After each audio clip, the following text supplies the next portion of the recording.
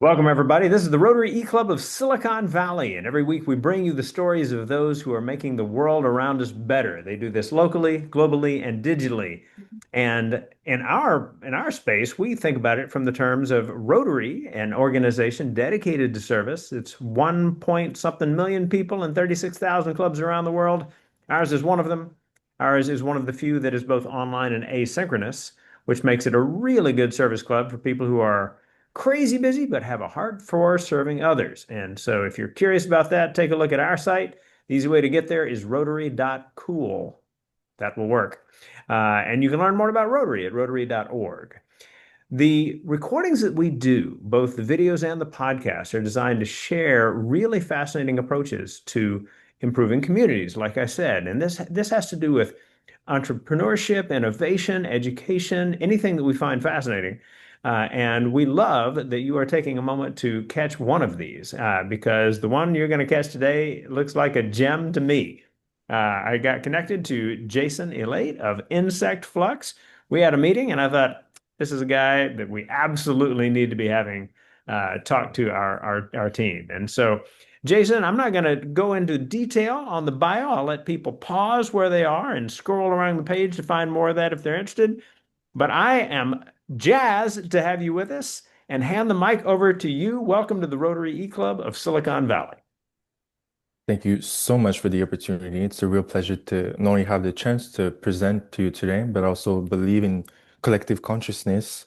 Being able to introduce something for the world with the world is such a luxury. In terms of, before I jump into the actual topic of what we're introducing, a little about me. I am 25 years old, born and raised in Montreal, Canada. I did a double major in politics and economics to become a diplomat, fun fact. The point here was about understanding the world that you live in, the context, the environment, so that I could understand my role in such world context environment. In that sense, one of my core philosophies is that we live in a world that's made of a puzzle of answers. All of the answers that we're looking for are always, always, always in front of us. We can learn how to ask better questions, to get better answers, to make better decisions. 2 years ago, I had the summer of 2023 to figure things out. In my opinion, it's always in regards to what you'd like to do in the world in the future and such, you want to focus on creating added value. Ideally with the real big solution, with the real big problem, sorry, with the real big solution, which would be reflective of the added value you're looking to create. So in that sense, the big question that I asked myself was, what should exist by 2030 that will be more relevant and viable by 2050? And my answer is my startup. Puzzle in 2050, puzzle in 2030, puzzle today. What are the gaps that are lined that will become critically more relevant that are under addressed today? This brought me onto the path of the global food waste crisis. Most solutions are based on producing less, consuming less. We're expecting 9.5 billion people by 2050 will be producing more and consuming more. The real gaps are basically around reintroducing nutrients back into value chains, which is why we've seen this circular economy kind of movement picking up in pace. In that sense, this is exactly the gap that we're attacking in terms of our startup. We're a tech startup, and this is where I share my screen. Rushton, could you please confirm that you see my screen? We should be good. Perfect. We're a tech startup connecting for the very first time the agri-food industry to the $2.5 billion insect farming industry. The insect industry, as mentioned, is a $2.5 billion industry, mainly offline and fragmented. The opportunity here stems from digitizing and consolidating. The cool thing that we're unlocking in terms of business model, where you want to talk money, it has to make sense in terms of unit economic at first. So the underlying kind of new business model that we're introducing stems from enabling all agri-food players from traditional farms, grocery stores, as a matter of fact, all the players of the right column to now sell or at least donate their organic surpluses, byproducts, and waste to insect farms that are using these products as insect feed. Not only do they need insect feed, they're paying to acquire these products as insect feed. We can now unlock a new business model for traditional farms, grocery stores, restaurants, and more to now sell or at least donate their organic surpluses, byproducts, and waste to insect farms that are using these products as insect feed. Insects are already used as animal feed all across the globe. There's also a market for human consumption as well. When you remove the insects in the context of insect agriculture, there's also a residue called frass, which turns out to also be a biofertilizer, an insect-based fertilizer. In that sense, there are millions of species of insects. You have no idea how many products, applications, services we could unlock. And this is the opportunity that we're pushing forward.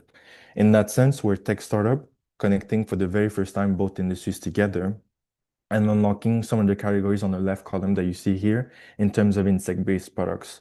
We're talking about biofertilizer, bioplastics, biofuels, cosmeceuticals, pharmaceuticals products, of course, insect as food, insect as feed. Once again, millions of species, you have no idea what you get to unlock once you connect both industries. Of course, for us to have more insects and insect-based products, you need more insect feed. Turns out that all the volumes that's currently being wasted on the agri-food side turns out to be the fuel and the opportunity of what we're introducing. So that people understand specifically what we're introducing and you understand where we're going as well. All the arrows that you see here are versions of Insectflux. We just launched Insectflux V1 with all insect-based products and equipment. The two other arrows will be available this winter. Expert services marketplace. A lot of people have questions. A lot of people don't even know about the insect industry, but turns out that a lot of people are experts consulting within this industry. We get to connect those who have the questions to those who have the answer with a bottom-up approach. Rather than having experts on my team, let's enable all the experts in the world to help the industry grow globally anywhere in the world. In that sense, we'll be building global expert services marketplace. Turns out that it's almost ready. We'll be launching this Q1 of 2026. Then you integrate the agri-food products onto the marketplace. Since we're feeding insects that can be used as human food, in animal feed, and other kinds of insect-based products, you want to be very mindful about what's being used as insect feed, which is why you want the expertise as foundation. You want experts before you actually connect both industries together. In that sense, and I forgot to mention this, I think it's very important for people to know whether you do B2B or B2C, business to business or business to consumers, it's always individual to individual, even if in this new AI context era. In that sense, psychology is at core of every single interaction, no matter the business, it is about human nature. And this is always the level that we're playing out, especially when you're introducing something new. In that sense, the agri-food industry already exists. It's over $10 trillion industry. Everyone has to eat. Everyone has their current solution in terms of food waste mitigation, their current solutions, if you want. We're actually competing against that. So before you connect both industries, let's digitize and consolidate the insect industry to then receive the agri-food industry, which is why we're integrating Insectflux V3, the agri-food products on the marketplace then. Still should be ready this by spring, basically, but should be ready this winter. The digital hub, all the features that you see here will be free, starting off with the forum to map out what's been done to figure out what isn't. Profiles and direct messaging. Yes, I was hoping it was the good presentation. All of these nodes are interdependent. Okay. In the last 2 years, I've done a little under 1,000 interviews. I'm at like 974, if I'm not mistaken. And it turns out that all of these nodes exist globally and or are benefiting from the insect industry growth. In that sense, to solve a systemic problem, you need a systemic solution, and so you need an ecosystem. This is the hub that I've gathered. I don't want to say created. All of these nodes already exist, but gathered for the very first time. I call this the insect farming and agri-food hub. All of these nodes are looking for each other in that sense. Profile and direct messaging for all the players involved in these nodes to foster this hub on its own. Going on LinkedIn to find Sandy, for example, works, but we could do better. Essentially, I believe that this hub could exist on its own. Profiles and direct messaging for all the players involved. And then we can embed AI into the equation. And to give you an idea, I am a grocery store based in San Francisco. I'd like to get rid of 1 ton of apples or 1 ton of tomatoes. What can I do? It'll link you to an insect farm in your region. We're looking for apples as insect feed. In other words, connect the agri-food player to a player in insect farm that should actually be willing to pay to acquire their apples and make these seamless synergies between both industries once again. Another example of this is Rushton, expert in the agri-food industry in San Francisco, could help someone in Venezuela, in Egypt, in Singapore in that sense, and being able to connect the expertise to those requiring experts and expertise globally in that sense as well. And lastly, so that you understand where we're at as well, we just launched Insectflux V1. We have interviewed a little over 950 players at this point, waitlist of over 1,200 players, that's global. including merchants, consultants, and experts. Now you understand what that's relevant, but also institutions. United Nations, Agri-Food Canada, USDA would love to be connected with the FDA, by the way, if any of you have contacts. Of course, United Nations, World Food Program, and more, to give you an idea. The real business model that we're pushing forward is that anyone to own an insect farm, have access to the marketplace to buy the insect feed, which turns out to be the food waste, and sell their insects and insect-based products on the same platform. Being able to be connected to the expertise to do everything as efficiently as possible will be key. In terms of our partners, now you can understand the relevance. Flybox is our very first hard tech partner, building insect farms globally. The beauty about this is we're talking about small insect farms in your backyard to full-scale insect farms. And the real potential here is to enable to address a systemic problem such as the food waste crisis, enable a decentralized solution, what would be the centralized platform enabling this.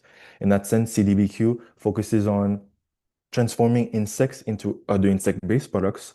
So any insect farmer could ship samples of their products so that they build the actual product and you resell them. You sell them essentially as an insect farmer. Africa Circular is the first organization we've partnered with in Africa, operating in 44 countries in terms of introducing the insect industry as a waste management solution, which truly what we were enabling, basically at scale. In that sense, they're also embedded in 15 countries in terms of regulatory framework. At the double major in politics and economics, the economics of building a marketplace have to be you. Let's just say that you have to know all the specs, all the details by heart, so you get to focus on execution. But when you think about execution, since we're dealing with a new industry and being able to have a data-driven approach, working with the players in terms of regulatory framework that can enable the democratization of this industry. Super, super important. The two vectors that I tell my team we're focusing on, so that you also understand where we're going as well, reducing costs at scale and democratizing access to the industry, ideally through us, with the premise of network effects, which come back to the ecosystem that I was telling you about.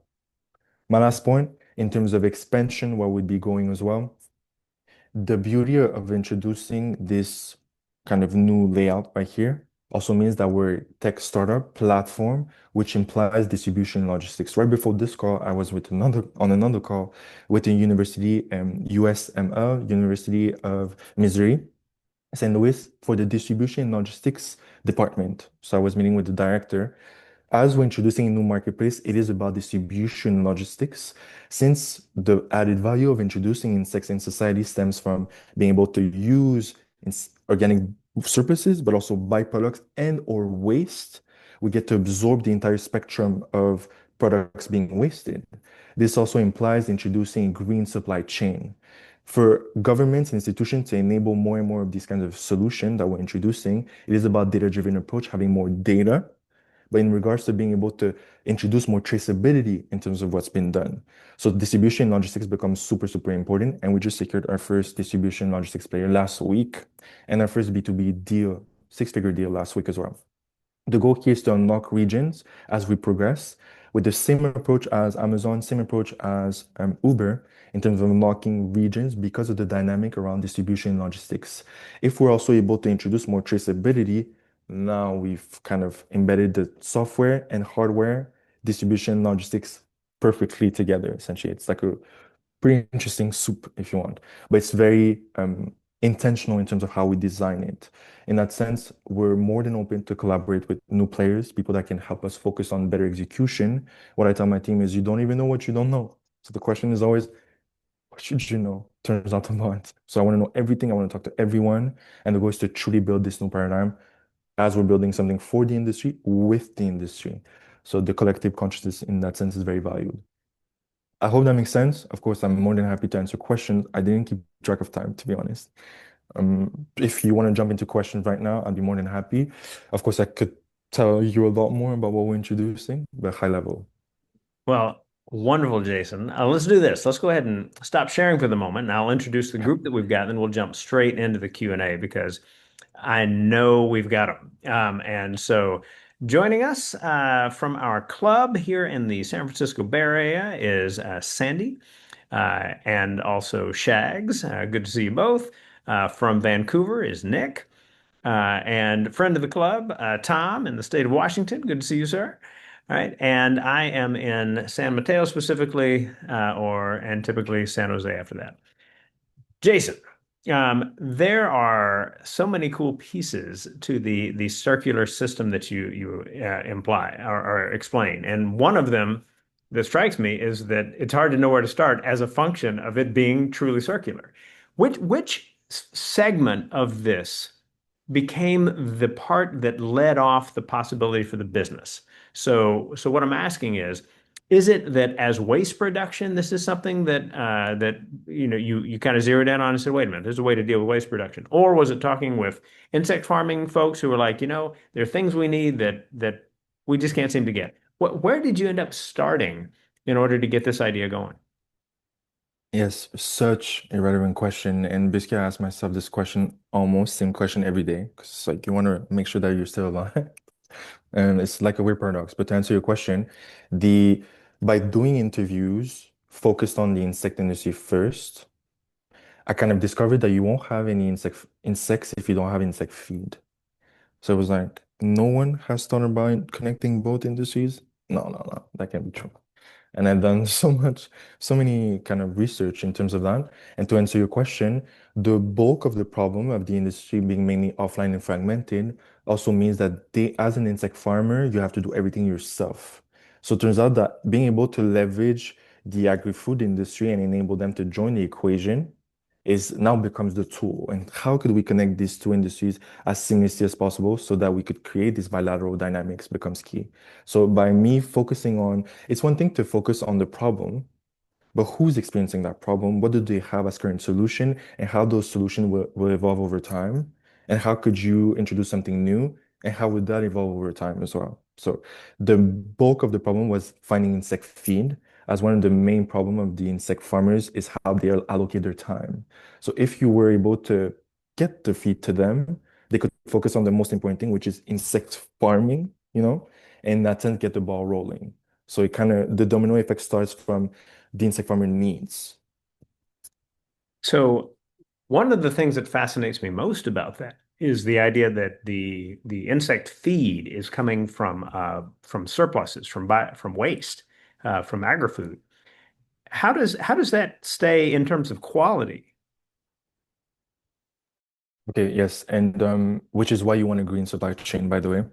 So in that sense, one of the biggest problems of the insect industry is the inconsistency of products, especially as you're dealing with food waste because of the nature of food waste. So, as we're connecting both industries together, you can now also incentivize, since insect farmers are paying to acquire these products rather than an agri-food player having to pay to get rid of them. And by the way, something that tends to be also overlooked, which I didn't know before jumping in this industry, there's a cost associated to dumping products in landfills, and the cost associated to that increase year over year. So this like this domino effect that's in our favor. But on the other hand, to give you an idea, in Asia, the insect farming activities has been institutionalized. So as you get more volumes, it's kind of a weird paradox, but as you get more volumes of food waste, the volumes tend to be a lot more homogeneous. And you can double down in terms of that. There's still a gap in between both, meaning that the fact that it's not homogeneous and the fact that it could be, the gap in between is huge, and the companies will take that hit. When you think about introducing a marketplace, now you can incentivize, to give you the example back to your apples. If you're feeding your insects apples every week, you get this consistency of insects as well, because the insect feed is consistent. Well, if the grocery store does not have the apples some of the week, you're very dependent on that narrative. So would you be willing to pay a little bit more for a grocery store that could be closer, well, further even, but being able to still find your apples so that you de-risk the inconsistency of product? Yes. So introducing a marketplace with a willingness to pay in regards to the different feeds, so you can have a feed filter if you want, and basically de-risking that at scale will be key. This also implies that we cannot tap into household food waste just yet. In Africa, Asia, and Latin America, it's already the case, and I'm leveraging them as a case study to enable this elsewhere. On the regulatory framework, we cannot tap in real actual food waste in Western countries, which kind of spins back to my point of regulatory framework. It's already being done elsewhere. Guess what insects are eating in nature? And for example, your poultry, all the little chickens that you see in farms, they eat insects as well. we could institutionalize or commercialize this if you want, as it's already been the case, but also make it more seamless in terms of ways of doing things. So I hope that answers. There's a lot of underlying assumptions, essentially. Well, and in touching on these different assumptions, we're getting about half of an MBA curriculum, which I think is fantastic. I'm going to hand the next question over to Sandy. Go ahead. You mentioned that you were feeding the insects apples. Can you use like other fruit and do you use vegetables and can you use meat, even though I guess it would be rotten or spoiled? The yes, short answer is yes. Yes, yes, yes, yes, yes, yes, yes, yes, yes, yes. We truly can tap into, so there's one commonly used species called black soldier fly, BSF. They're the most efficient in terms of bioconversion. Once again, millions of species, you have no idea. Me neither, by the way. The point here is in terms of black soldier flies, they can really tap into all kinds of not only organic surpluses, so untouched products if you want, but also running products. In terms of, and by the way, because of their micro gut, in terms of the animals consuming insects also have an increase in terms of immunity because they get the perks of the insects biogut in their systems. So not only can they process those products, they can actually benefit those consuming the insects as well. So there is, although a paradox in terms of different kinds of insects used for different kinds of applications, services, products. So that could introduce a new segment if you want. But in terms of these insects being able to process all these products, totally, which is one of the biggest perks of introducing insects as well. Not only organic surpluses, once again, but the byproducts and waste. And now we get to really divert products from landfills. So transformative by default. Yeah. Thank you. And by the way, real cool question, tapping into the MBA side of things that Rushton was mentioning. I'm actually working, can I spoil this? I guess it's the kind of a scoop. I'm working on when you think about reverse engineering things, especially on the human nature approach, once you introduce the fact that people can use insects for different kinds of things, and that there is an insect industry, one, people don't even know about that. Second, the question becomes, oh, well, even if I could process all these food waste with insects, what would I do with the insects? We're working on this. So 3D models of insects is what we're working on with two institutions here in Canada. Not only could we redefine how people are perceiving insects on a human nature level, we can also introduce what could be done with those insects. So I was just talking with the team in India. They developed a cure for breast cancer out of bee venom. And most people think about bees and think honey. Turns out that there's a lot more we could unlock. So this is what I mean in terms of that. There are millions of species. Let's not only redefine in terms of 3D models what could be possible. I also want to present what they prefer in terms of insect feed. So the food waste that could be sold to them as well, well, fed to them, so that we democratize access to embed this new industry in people's consciousness in terms of what could be possible. And now you mobilize people to jump in. It's like a sub-segment of the MBA program. Yeah. Well, you perfectly anticipated like my next topic, and I certainly hope that everything that they're experimenting with in India proves to be successful. That would be welcome, of course, at every And by level. the way, just sorry to cut you off. It's not only are there multiple teams working on this, it is successful. And it's very aggressive in terms of attacking only the cancer cells, and it's working on a short-term uh, time zone, well, time slot, if you want. Like it, in terms of period, it's super efficient, quickly efficient as well. Fantastic. So one of the things you talk about is that there is psychology at every level, and so let's get into that space of how people think about insect farming as an industry, especially in that while there are any number of industries that may use insects in different ways. Clearly, the one that people are going to zero in on very quickly is food, right? What is it that allows people to begin thinking not ooh insects, but wow, that's really interesting. This actually tastes quite good, or something along those lines. While that is at one level what your businesses that work within your marketplace do, I assume that you have to be able to speak to all of these issues as well. Yes. And it's a very kind of I feel like the narrative around pushing the insects as a source of food feed is has been the focus, but such a narrow focus in terms of we could do a lot more. And you also de-risk the implementation, if you want, by introducing with something that's less of a in your face kind of thing, meaning that you have to consume them when people have been perceiving them as pests for the longest time, or something that you need to kill. I'm not sleeping in that room till that spider's dead. So it's the you're fighting against that. So you want to be very kind of knowledgeable. You want to be open-minded in terms of how could we also introduce a lot more. So I'm actually not focusing on insect as food and feed. Turns out that we could, in terms of RAS biofertilizer, the focus in terms of narrative as you reverse engineer things will be to move away from chemical pesticides, for example, chemical fertilizers. But in terms of insect-based products, we can leverage insects as pest control, as biopesticide in terms of insect-based products, but also biofertilizer. So being able to introduce the insects to increase the frequency at which people are being exposed to the insect industry.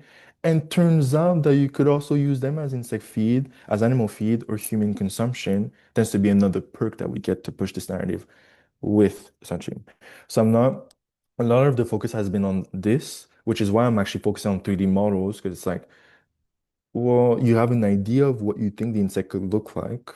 I don't want you to have an idea. I want you to know and control how you know that. And second, I also want to introduce what could be enabled rather than just presenting insect as food or feed and then people disregarding it because it's like never. It's like turns out that's something else. And it's like, did you know that insects could do that? No, I didn't. And now you get into their conscious and subconscious level kind of framework. And now you can push this narrative further. So it turns out that there is perks in terms of protein. Insects are very rich in protein. Amino acids as well in terms of profile tends to be the most complete among all products, by the way. And the point here is also that we get to push these perks, but with people that already have an open mind in regards to the insect industry. So this would be a subsegment of the things we get to push. But what I want to work on as a company is controlling how the general public is perceiving the insects. And by the way, I've been working on this for 2 years. My perspective on insects has changed tremendously. And then now I always think about this on a day-to-day. So I'm definitely obsessed and biased. But I feel like a lot more people would as well if they knew.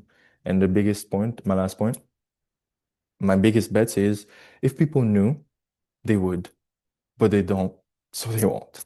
Okay, so it's truly about integrating people's consciousness this way, but also controlling how we're doing that, basically. Make sense? But And which come back to the 3D models, of course. yeah. So the business itself, the marketplace, because you're having to spend a lot of time how explaining how everything works so that people can get into the mind space for this. Is it that you already have traction in specific elements of the marketplace, or are we pre-launch in order to achieve that point?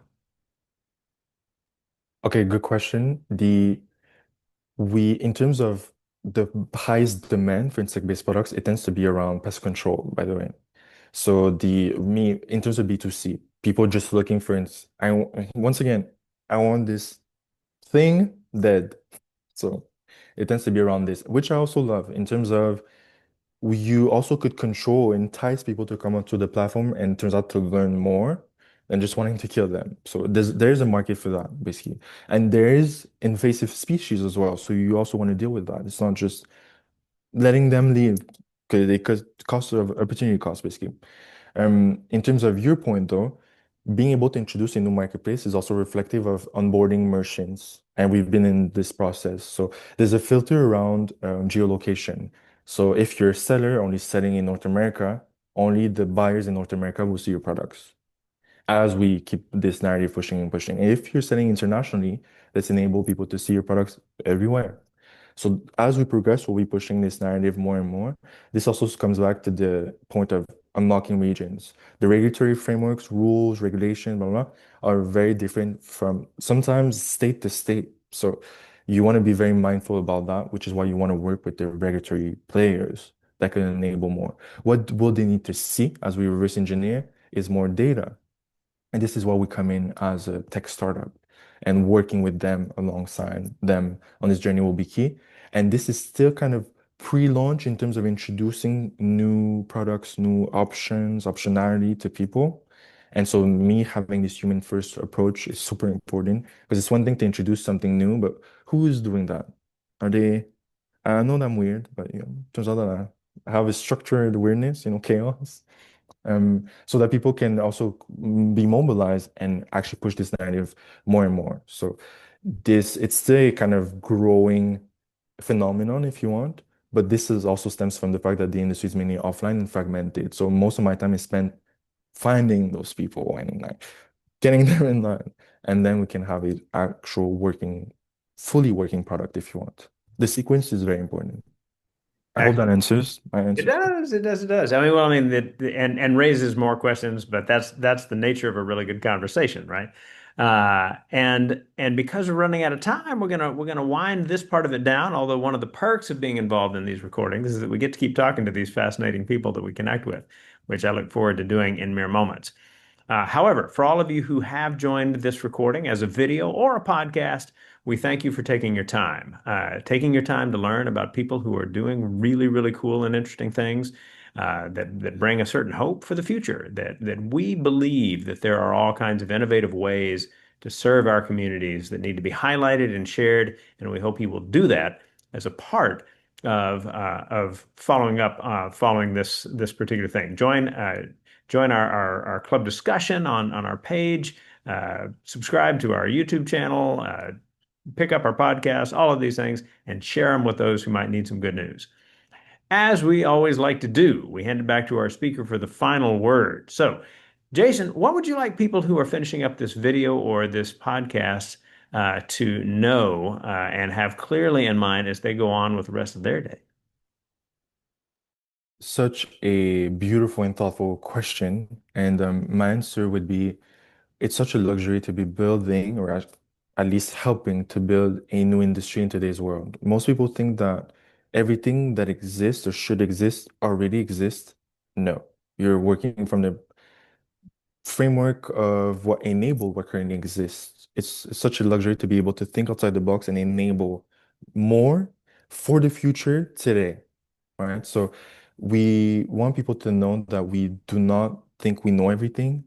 And the goal is to surround ourselves with people who are much more knowledgeable, so that we focus on execution to actually make this a fully unlock the full potential, if you want, in this case. So we'd be more than happy to collaborate with anyone on this journey, anyone that's online, of course.